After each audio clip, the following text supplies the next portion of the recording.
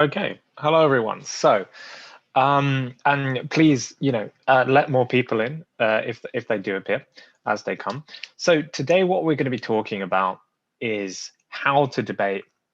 And I was asked specifically to talk about IR and ECON, and so that's what I'm going to mainly talk about. Although I think a lot of the things I will say will actually apply to quite a lot of different motions in pretty much any motion where the motion, you feel like the motion is about some specific thing, but you don't know much about it. Maybe it's about a particular country or a particular policy or something that you kind of have heard of it, maybe, but you don't really have any knowledge about it.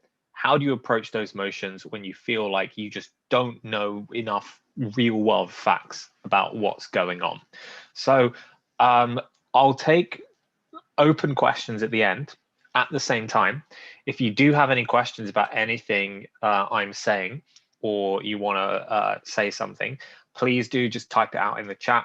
That's easiest because then I can just sort of read it and answer things as we go. So please do ask questions in the chat as we go.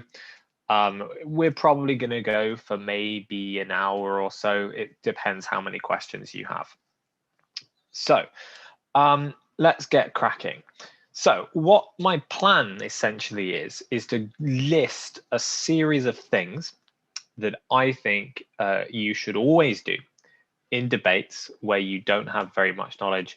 I'm going to go through and we're going to talk about them and explain sort of common mistakes people make when they're faced with a motion that has some piece of complicated knowledge. Now, the reason I'm giving this workshop is because people asked about it, but also because it's very true of myself. And I know lots of other debaters like this. Most, I would say, most of the sort of top experienced debaters know loads about one or two specific things. So it might be the thing that they do their degree on. So let's say they're an economics major. They are probably amazing on economics motions, but maybe they don't know anything about IR. And this is almost always true. What good debaters, however, are quite good at doing is not letting on that they don't know what's going on and using their sort of general debating skills to show that they are still relevant in this round to make good debate winning arguments, even though they don't know what's going on either. Very often, the person who knows the most in the debate room is not the person who wins the debate. And so the first thing is to understand that this is going to happen, and it happens to everyone. It happens to me all the time. I mean, I don't debate that much anymore. I just done the sort of occasional tournament here and there. And I have not really bothered reading a newspaper in years. I see vaguely what's on the news, but that's about it. I know nothing about, IR modern day. I know nothing about situation in the Middle East. I know nothing about what's going on in Ethiopia. I know something's happening, but I don't know anything about it. And I have come across motions about these things and not known anything about it and still been able to win because not of any sort of magic or secret knowledge that I have, but just by applying a bunch of quite simple principles. So first principle you must apply, and this is probably the most important one really, is to not panic. This happens a lot. People see a motion, they see the word Yemen and think, oh no, I don't know anything about this, and they panic. And that gets them very quickly into a downward spiral. If you spend all your time freaking out about what the debate's going to be about, who's going to say what, oh no, I don't know anything, then that's not going to help you do well. It's going to make you sound panicked in the way you speak. It's going to mean that you come up with less good arguments. It's going to mean that you stress out your partner, who will then also get stressed and will also panic. And I know this sounds a lot easier to say than it is to do, but it is worth remembering, for example, you don't know how the other teams are feeling in the round. So you might think, I have no idea what's going on in this debate. Probably a good couple of the other few teams in the round do as well. So there is no reason to panic. The more obscure it is, the more likely it is that the judge also doesn't really know much about what's going on, and so is not going to be expecting a certain set of arguments. So just calming yourself down and being like, look, it's just another debate. all debates are basically, you know, there's like 3 or 4 different debates in the world, and the rest is just juggling proper nouns in them. We're just going to debate from first principles, and we'll see where we go. So that's the first thing you should do, is to make sure that you don't panic. The second thing is confidence in your presentation. And it's sort of related to the first, but I think you never want to signal in the debate that you don't know what's going on. So I remember long time ago, some advice I was given, and I was sort of, you know, I'm very sort of British and apologetic. So with some economics motion, I stood up and said, look, I'm not an economist. I don't know much about this, but I think here are some arguments. And they said afterwards, look, the arguments are actually very good. The problem is you massively short sell yourself and you undermine yourself. I see people do this all the time, particularly novices. They come across as very apologetic for their arguments. They're like, oh, maybe, I think, I'm sorry, that was such a mess. And then they sit down. Don't do any of that. Okay, it's silly. Acting confident is, I think, a big part in making people believe your arguments. We like to pretend that judges are these sort of blank slates of no biases, no preconceptions. They just look at all the analysis you said and they track everything and remember it. Of course, judges don't, right? No judge can remember all 1 hour of the debate that just happened. Their notes are probably reasonably accurate, hopefully, but don't cover everything. They will have been thinking about one thing you said whilst you move on to the next part of your speech and they're missing. That just happens all the time, right? And judges are given such a short space of time to reach their decisions. Very common. Debate happens, people leave the room or the Zoom call or whatever it is these days, and all the judges say, oh, the chair judge says, all right, I've got my call. Let's take a couple of minutes to look at our notes. You're giving people at most a couple of minutes to come up with a ranking and a justification. And so my personal feeling on most debating is that I think what most judges do, not the very good judges, what most judges tend to do is the debate will happen and they sort of vaguely follow along and vaguely think about what's happening. And they kind of form an idea in their mind about who they think's winning. And that is often on the back of lots of little subtle signal effects. They go like, that team just kind of, it just feels like closing up or winning. They seemed really confident. They had all these rebuttal that seemed really effective. They were really like, you know, confident in their presentation. And I kind of like this argument because I understood it. I think there's lots of reasons, but ultimately, I think that what most people do when they judge is they kind of vibe what they feel like the call should be based on their intuitions and sort of some things about the debate. Then they look at their notes and then they sort of go back and justify it to themselves that way. And the reason I say all of this is because I think a big part in this also is judges want to feel like they made the right call. Okay. And so I think this is one of the reasons why we get lots of things like rep calls, right? Judges, it's easy to justify to yourself, well, yes, obviously, you know, Oxford A won the debate because they're Oxford A and they're supposed to win the debate. So this makes sense to me. And I know that they're not going to tank me in feedback if I give them a win. Shouldn't happen, but it does.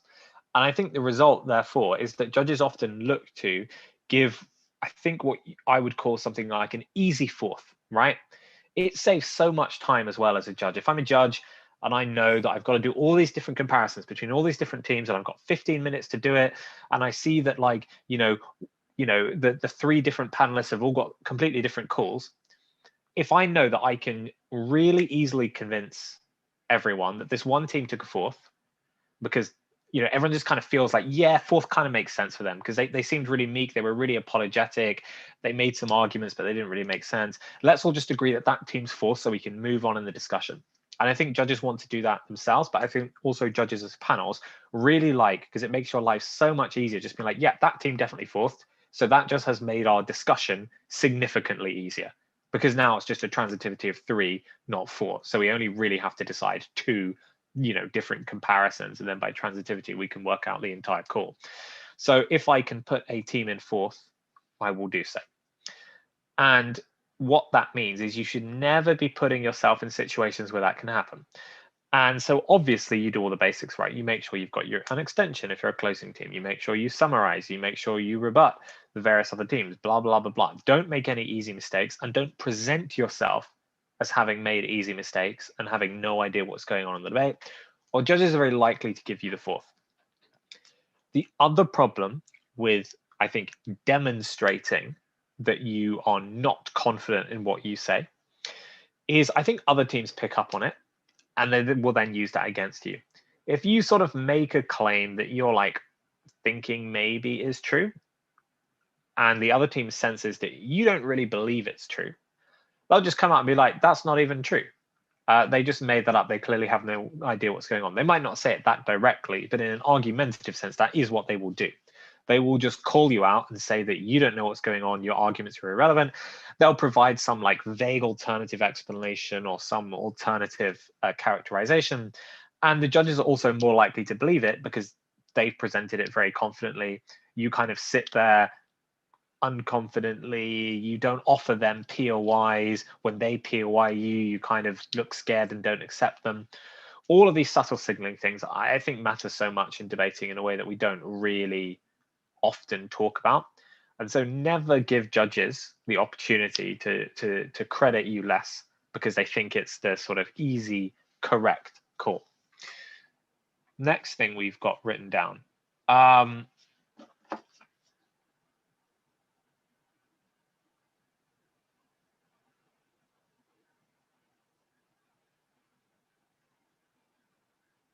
Okay, I actually can't read my own writing. So I'll think about that and come back to that. Okay, next thing. You should activate the knowledge you do have. I think that you probably know some things. Maybe you don't know anything about Yemen, but you know a little bit about an intervention that happened in, I don't know, Iraq a while ago. Okay. And sure, maybe in the real world, these things are kind of unrelated, but you can usually intuit certain things, and you can certainly present that you know certain things. So the idea here is that if you have a little bit of knowledge, you can try and spread it a long way. Claim that that is actually the useful comparison, the historic example, the thing that is similar. Even if deep down you think it's probably not, or you have no way of knowing it's not, if you say it and present it in a very convincing, confident manner, and then spin out a bunch of perfectly reasonable arguments from that, people are much more likely to believe that you are true. Because everyone else in the debate may be in a similar position to you, and they might not have any idea what's going on either. And suddenly you've got this one team with some proper nouns in their argument talking about Iraq and interventions, and oh, you know, maybe that is actually the correct thing, and they're starting to get worried and thinking that they don't know what's going on. So activating the little bit of knowledge that you do have. Most economics debates really have one side going, this will make some group of people richer, and the other side will say, yes, but it will come at the cost of making some other group slightly poorer. And then you do a little bit of weighing, and there we go. So if you can sort of filter past the complicated words in the motion and analogize it to something a bit more general, start there, make all the general arguments you would make, pepper in that little bit of knowledge that you do have to sound convincing. That will help you. So I think heavy use of analogy is really important. And it's important then to counter other people's sort of fact claims. So this is now, what are we on? The fourth piece of advice. Even if you don't know whether they're right or not, the debate is something Sudan election, and they say, oh, the military is like really pro-election or something. You say, that's not true.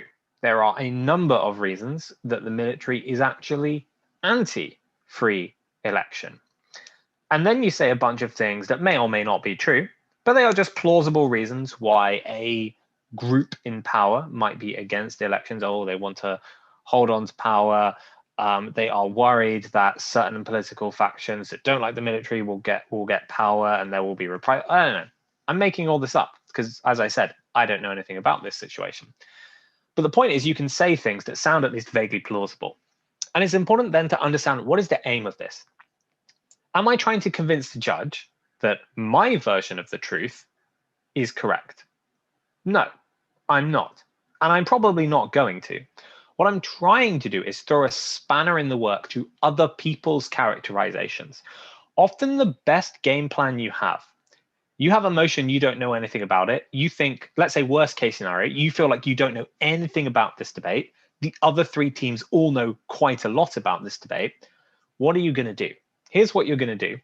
You are going to throw out some plausible, but maybe entirely,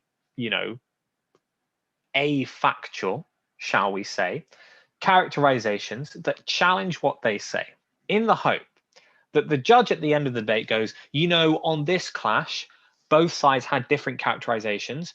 As a judge, we couldn't adjudicate the factual basis of these stances because that's the rules of BP. So we decided to think about, I don't know, something else. And this is where the second part of the strategy comes in. You make some sort of like more general argument at a greater level of abstraction that doesn't rely on this characterization. Whatever arguments they make, whatever characterization it relies upon, you just make up an alternative characterization, claim that that is the truth of the matter, and then make a set of arguments that doesn't rely on either characterization being true. And then hopefully, if you've done it right, the judge will say, we didn't know whether the military was pro or anti-election by the end of the debate. There were some arguments made on both sides. What we did feel in the end is that I don't know, whatever your other argument would be, the sort of the cost in human lives of an intervention into this scenario did not rely on either characterization and was clearly demonstrated to be a significant impact in the round, and therefore that team wins. And the beautiful thing about this is, I actually think it plays into your hands of the less you know, the better you can do it. Because what will happen is, if you don't know any facts, you're kind of forced to make arguments that run on sort of pure logic or pure abstraction. And so that logically doesn't rely on any particular factual characterization about the world being true. You're just like, oh, I don't know, power vacuums are bad. Whichever side wins the election, that's a classic one, right? Someone's like, oh, we should intervene because definitely XYZ event will happen. And that means this group of people is going to win the election and they're really good. And the other side says, no. Actually, what's more likely is other side will win the election. I've seen this like in 50 different variations about debates about, for example, Israel, because, they have like a million elections. And like, oh, this side's definitely going to win and things X is going to happen. The other side's like, no, this other side's going to win, this happen. You're like, look, it literally, it doesn't matter who wins, because here's an impact that works regardless of who wins. Power vacuums, whatever it might be, can be your impact. So deliberately pick impacts and arguments that do not rely on a particular factual understanding of the motion or the actors involved in the motion. And you can even get a bit meta and sort of do this deliberately and say, look, let's say your extension speaker does the whole, are they pro or anti-election? In your whip, you say, look, both sides have disputed this. We think we're right. Here are some reasons why. But even if we're wrong, and you pretend that this is your cunning whip strategy, even though it was actually your strategy from the beginning, you were never trying to win with this characterization. You were just trying to make the debate so ridiculously confusing that the judging panel has no idea what's going on anymore. But you have one nice, clear, principled argument that doesn't rely on any facts being true. And they go, you know what? That stood. At the end of the debate, we didn't know about everything else, but that stood, so you win. That's what we are trying to aim for. Okay, Next thing, stick to the normal debating rules. Oh, a question. Would this work opening, especially OG? Yes, it can do. You just have to, in DPM, challenge whatever characterization opening op gives. So have the idea here being that if you're OG, this is skipping ahead a bit, but if you're OG, what you want to do is just make the most basic, clear, principled arguments that just seem obvious. So every motion that involves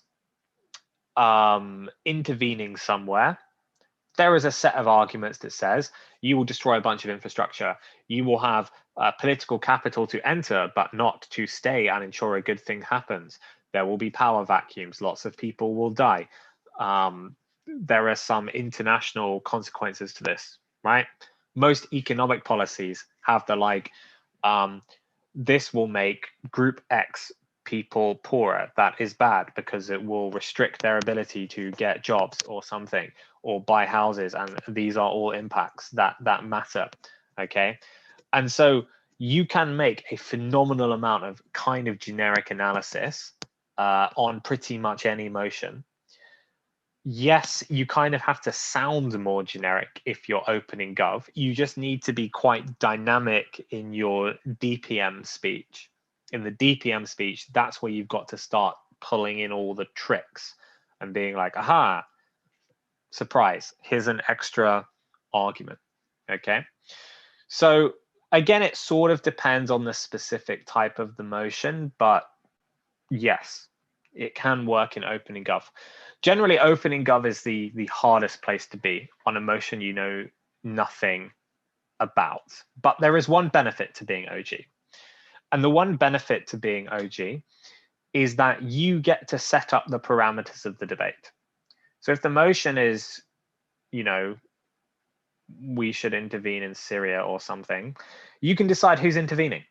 That's a pretty big win for you. So you can steer the debate to be into an area of knowledge you do know.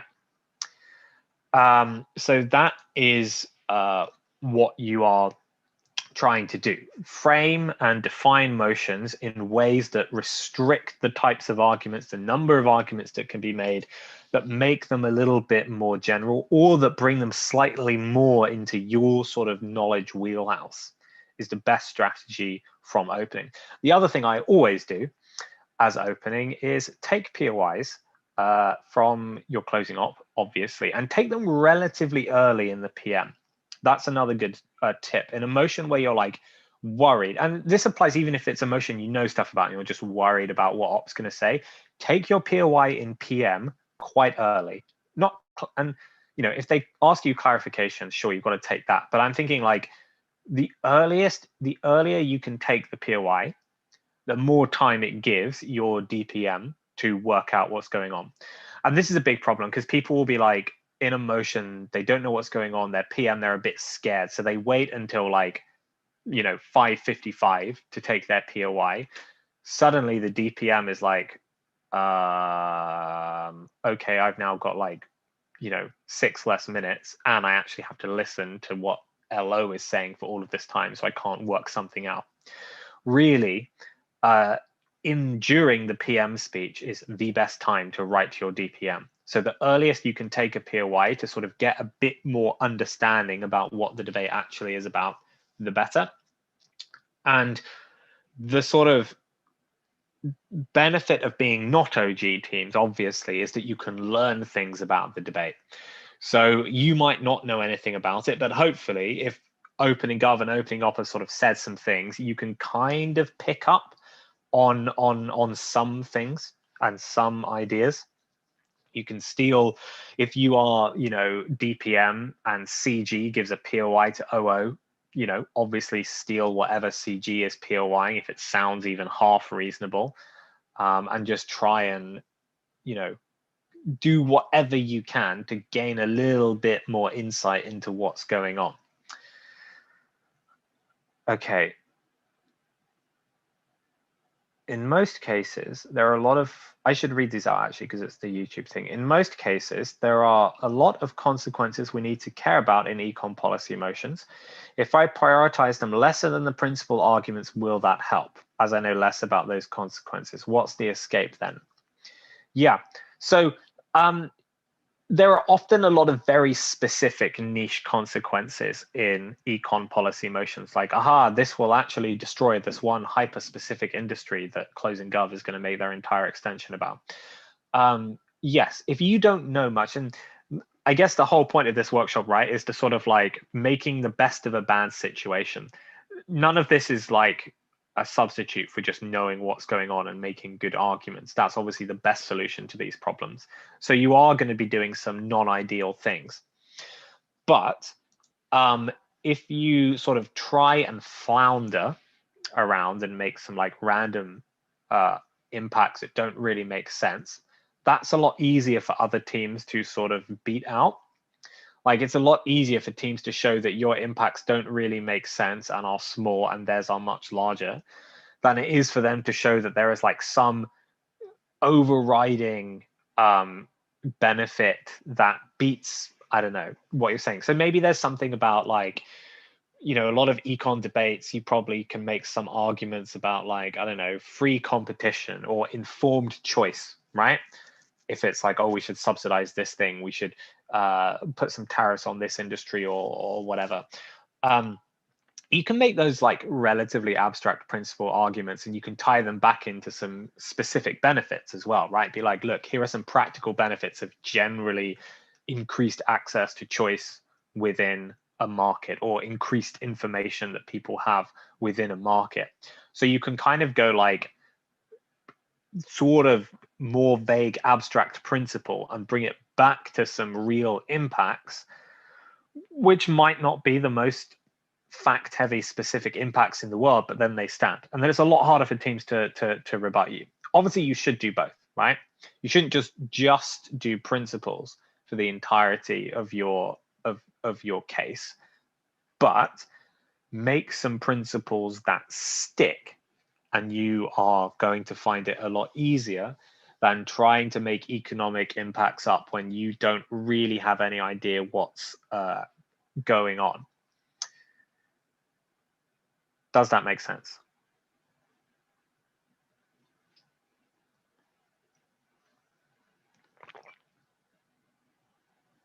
Maybe. If you've got follow-up questions, do ask them. Okay, next thing to say. Yes, normal debating rules apply. People forget this.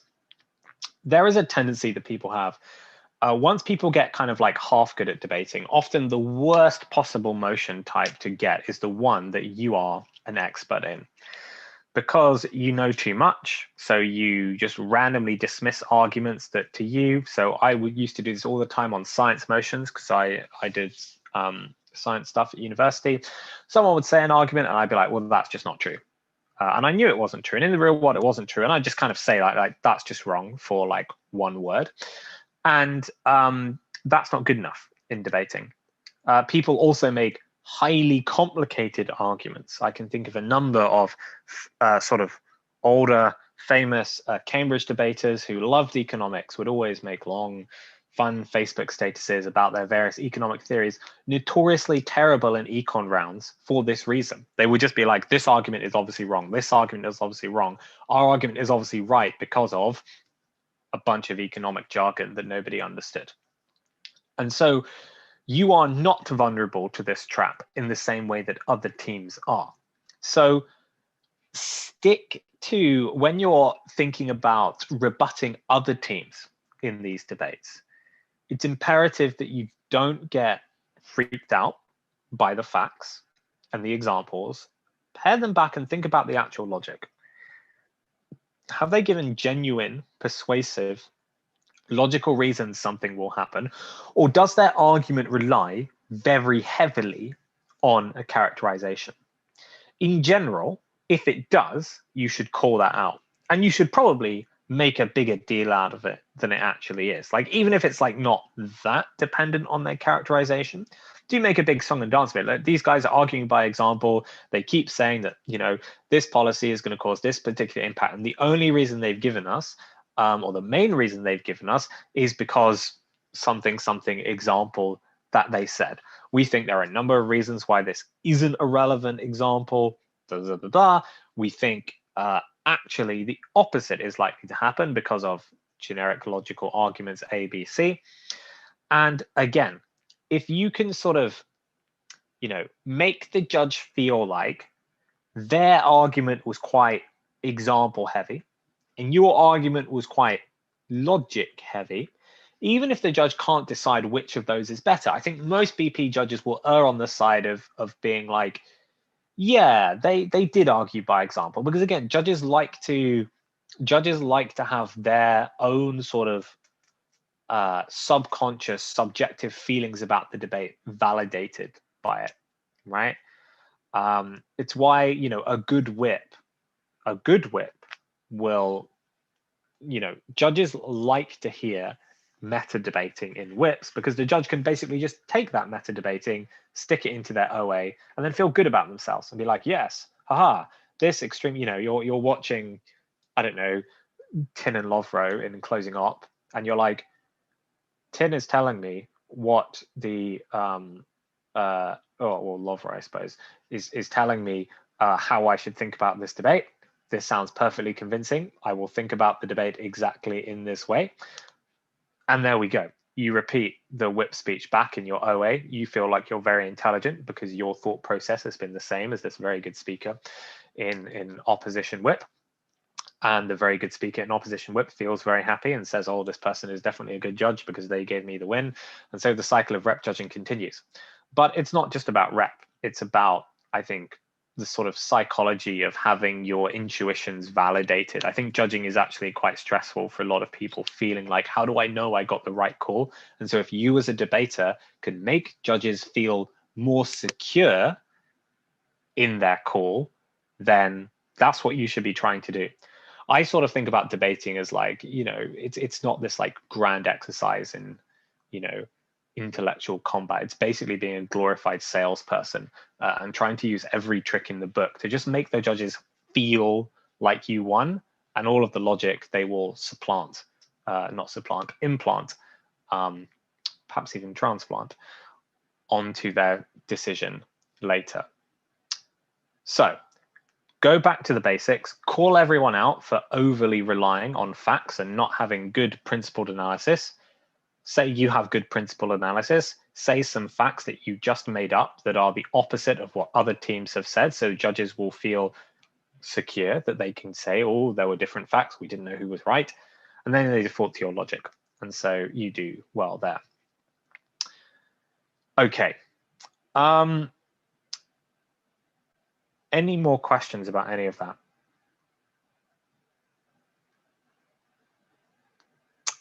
Okay, so one more thing we want to talk about then is there is, of course, a very easy solution to this entire discussion. And I could have done this entire workshop in a single sentence. How do I debate motions that I don't know anything about? The answer is, of course, learn more things about the world. Now, that sounds sort of pithy, but it is true. The more you know, the better you'll be at debating. But, and there is a very large but to this, I think that what a lot of people do when they feel like, oh, I'm not very good at IR, I need to learn more IR, is they learn about it in really unproductive ways, like really ways that are very time consuming, not that useful in debates. And so what you need to do is you need to learn smarter rather than trying to spend more time on this. So things you should not do are try and teach yourself sort of university level introduction to international relations or economics. That's not going to be very useful. You should not try and teach yourself complicated economics theory, because again, not very useful. Learning and case filing huge amounts of facts about the world, also not that useful, because it's more important that you understand the sort of context behind any of these things, and you know just enough that you can sort of bullshit your way through all of the rest. So what are some good ways to learn about these things? So the first thing is, I think actually, if you're going to learn anything fact-wise, aim to learn it at quite a junior level. So for example, the UK, the sort of exam for 16-year-olds is called GCSEs. There is a bunch of videos on the internet that are like basic economic principles aimed at like 14-year-olds. That's a good place to start, because all you need to know is the very, very basics, and then you can intuit all of the rest of the arguments.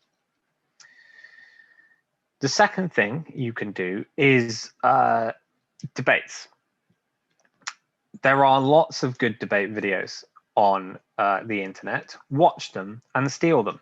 There is a reason why everyone makes, in any debate about like the media in war, you will hear someone trot out like media showing the horrors of war. Some people pulled some soldiers through the streets of Mogadishu, because it is a easily understandable argument that you can listen to a very good debater make, and you can kind of understand and sort of parrot it back.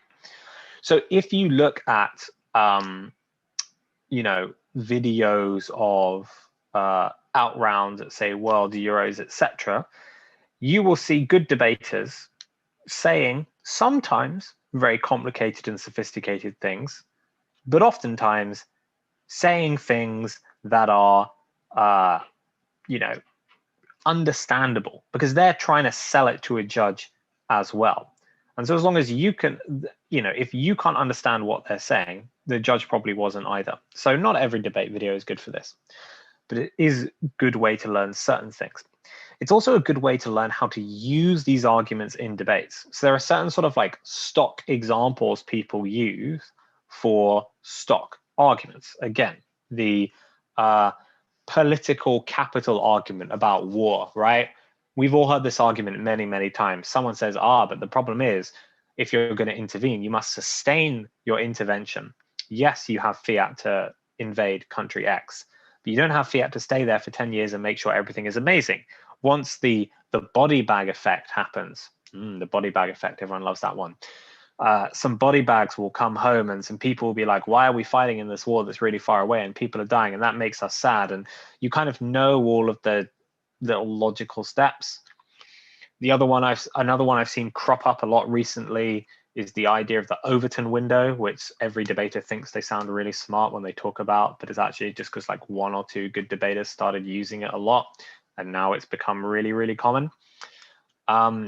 There are a couple of sort of intuitive stock arguments that you can take and use. When I was starting out, a big one was the idea of the collective action problem. You know, what is good for 100 people to do simultaneously is often quite bad for one person to do individually. How do we bridge that gap to incentivize all 100 people to do the good thing at the same time? How do we make large groups of people do things that are good when all of them do them, but bad when individually they do them? A bunch of stock examples for that kind of argument as well. So watch good debaters and then steal their arguments. Pause the video, watch it back. You basically want to give yourself a sort of arsenal of generic IR/econ facts and examples that you can sort of throw around in most debates. If you do want to get more technical, there are some sort of article book things I would recommend. Generally, just reading articles on news websites, you know, go read the BBC, Al Jazeera, whatever. As long as it's at least a vaguely reputable source, since we're debating, The Guardian is a good place to get on top of what debaters think is true. If you go to some of these places, they are written for the non-expert. So for example, the BBC is quite good at this, because if there's a big breaking news story. I don't know what's going on in the world, so we can see if I can find an example by going on the BBC right now. Sure. So big news story is India record COVID cases, right? And just like scroll down the article just a teeny tiny bit, and there's like a bunch of links to sort of little explainers. So why is the second COVID wave devastating India? How India failed to prevent a deadly second wave, etc. I can just click on one of these and I get like a relatively short article that's designed for someone who doesn't know anything or doesn't know very much or anything about India, doesn't know loads about what's going on. And it's got a bunch of stuff. It's sort of introducing, you know, different political actors, etc., etc., etc. And so news articles are good because they're short and they're designed for the non-expert, but they can give you some useful context and some useful information. There are some, if you really want to read something, there is this series of books called A Very Short Introduction To. They are quite small. They're like sort of A5 sized, less than 100 pages easily. And they cover all sorts of different topics, IR, econ, different kinds of econ, world religions, political ideology, social movements, etc. And they cover the basics, but also have some quite interesting facts in there. So I think I did read one or two of these when I was trying to get better at economics to help me understand these things more. And the other thing to do is just vaguely read the news occasionally, and you will be surprised because CA teams are not lazy, but there's only so many debates that happen. If there is something interesting, I mean, we're all going to see in the next couple of weeks a bunch of tedious motions about the European Super League, guarantee it. Every time there's like a big news story, someone goes, aha, how do I make a motion out of this? Because I've run out of other interesting motion ideas, and it appears. So if you know at least a little bit about what's going on in the world, you're already putting yourself at a good advantage. But the key thing here is that you're not trying to read these giant, thick, non-fiction. Every time I see a debater recommend like a big they're like, oh, go read Prisoners of Geography. Just don't bother. It's such a waste of your time. You're going to expend a lot more effort reading that book than you're actually going to get out of it.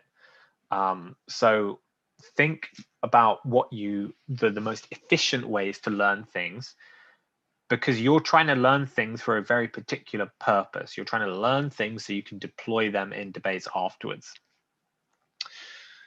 I know there are lots of debates on the net, but could you give some examples, perhaps some tournaments? Doxbridge is covered, good stuff, or some debaters. Yeah, so what you want to do basically is look at world's debates from the past. So I don't know, you type in, I mean, let's see what happens when we type in WUDC 2016. Why not? That's this. And there's a whole bunch of debates. Quarterfinal streams, open semifinals, ESL final motions, loads of it, right? Round 5. This house believes the US should withdraw from East Asia and cede regional hegemony to China. Ooh, that's interesting. And who are the teams in this debate?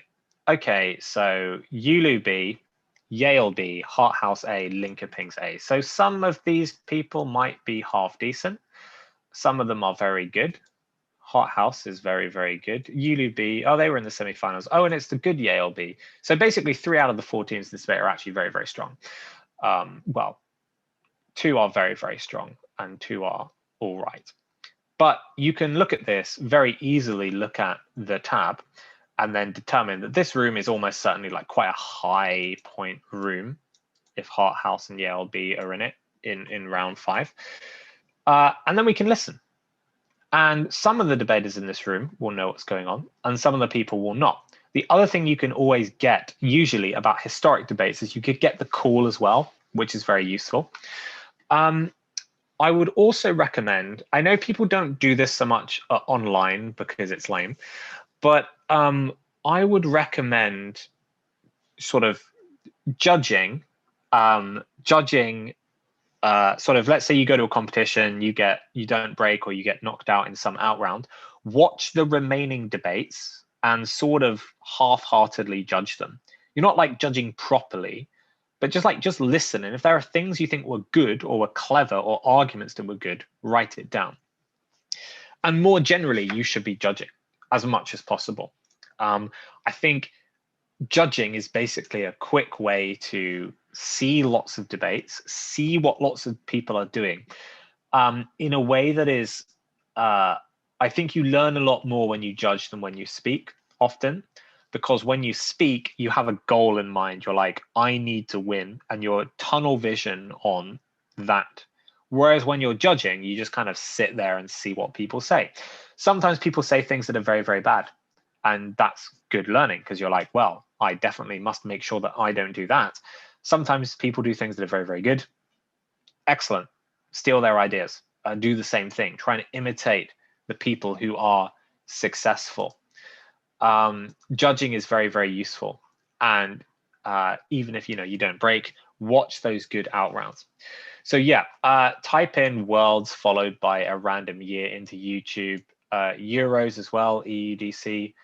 I've not watched many of them, but there are almost certainly many, many good debates from, for example, Australs. And I guess if there's particular things you want to, I mean, we could try it. Let's say we type in the word WUDC, and then you could probably type in some particular words to see if they come up. Look through motion banks is probably the easiest thing. If you use, there's quite a good website actually called Hello Motions. I don't know how common knowledge this is, but if you go to hellomotions.com, it has a lot of previous worlds and Euros motions, amongst other motions. But if you just click on the world's motions, you can read through all of these motions in one page. So I can scroll down and be like, round 7 of Berlin Worlds. This house believes the European Union nations should forgive Greece's sovereign debt. Let's see if there are any debates on YouTube from Berlin Worlds round 7. Berlin WTC 7. There we go. A couple of results. Worlds Berlin round. There are 2 debates. Berlin Worlds round 7. Let's have a look and see who the people in the debates are. Are they any good? Jan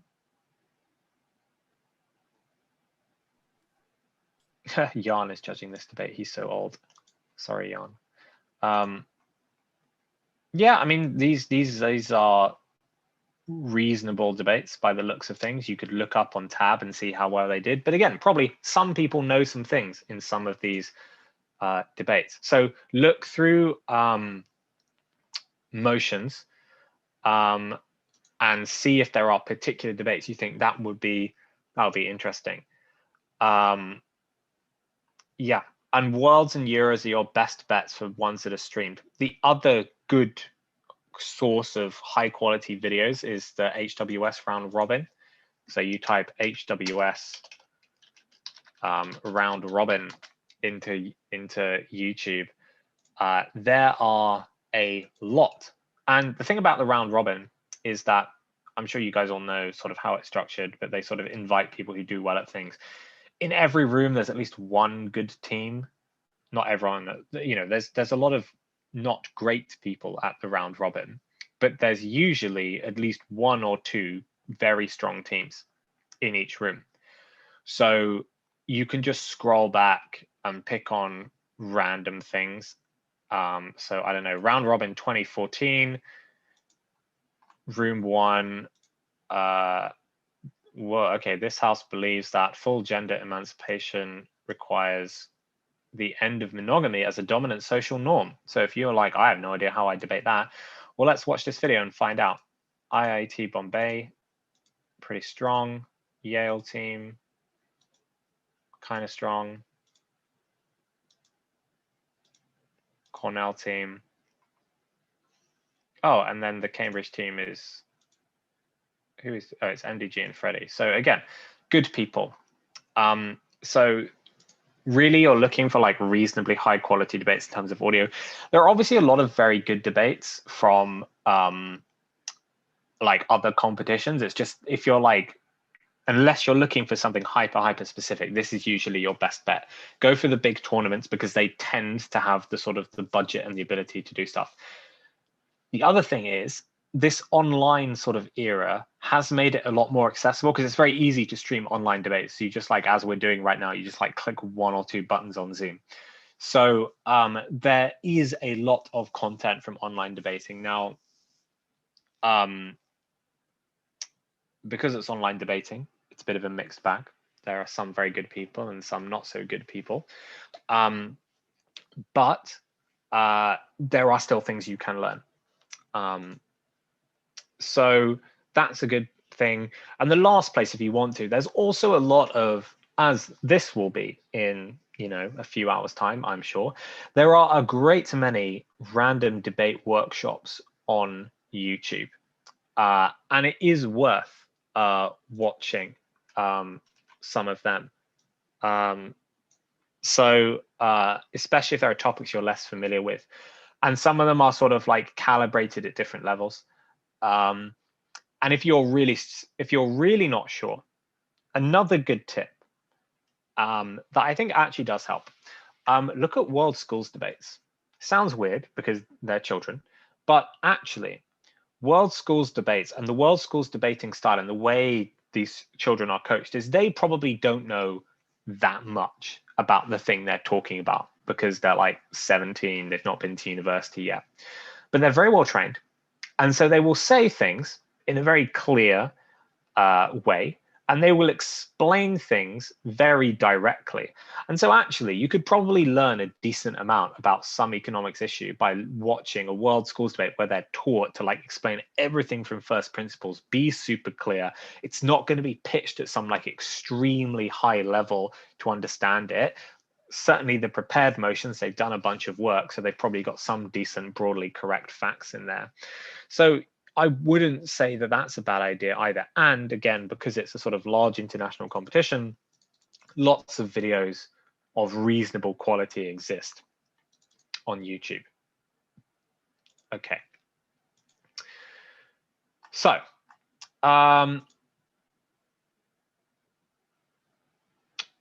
do we have any more questions? I think, let me look at my list. I think I've said more or less all the things I wanted to say.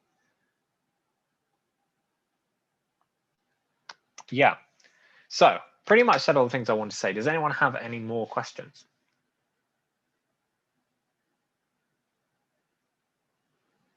You can feel free to sort of unmute yourself and ask if it's going to take you a while to type it all out.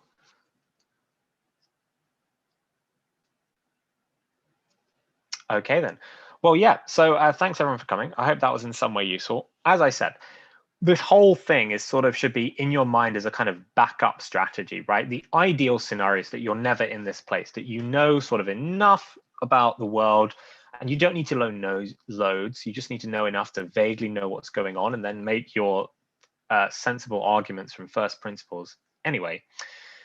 And thereafter, it's plain sailing. But in those scenarios where you don't 100% know what's going on, then use these tips. Above all else, make sure you don't panic. Try and present yourself with confidence such that you can make judges subconsciously be more favorable to you. Stick to the normal debating rules. Don't feel like every argument needs a factual example anyway. Just make logical, sensible arguments. Call out other teams who rely very heavily on their knowledge and try and muddy the waters to make the debate less reliant on particular factual characterizations. Activate any knowledge you do have. Make extensive use of analogies. Use the few examples you do know as best you can. And plagiarize good debaters. Plagiarize debaters in the same room as you. If you're a closing team, whatever sounds like the most plausible characterization out of the opening half teams, that's the one you are going to run with. And when you do seek to learn more stuff about this, learn smarter. Don't waste loads of time trying to read through big academic texts. Just watch a 5-minute YouTube video that explains a concept, read a couple of news articles, talk to a debater at a tournament. Maybe you get smashed in some round about Yemen and you don't understand what's going on. Just say to the people who beat you, hey, good debate. Thanks very much. You were really good. I still don't really understand. Can you just like help me understand whatever it is, the thing you don't understand? Most people perfectly happy to tell you. So hope that was useful. And got any more questions, feel free to send them to me or stick them on the Google form for Milosh's workshop, and we'll try and help you out with them. But thank you all for coming. And please, if you haven't already, register for the tournament. It's going to be great.